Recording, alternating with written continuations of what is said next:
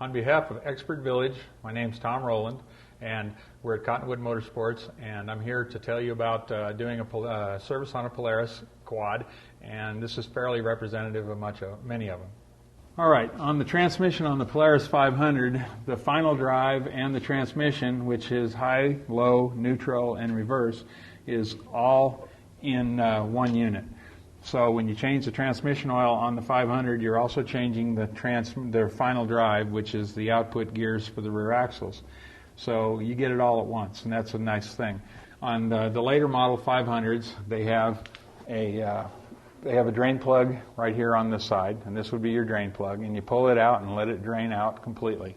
While you're over here, you would also check the linkage to make sure that nothing's loose, and that this nut here hasn't got loose, or that this shaft isn't, that this arm isn't loose on the shaft.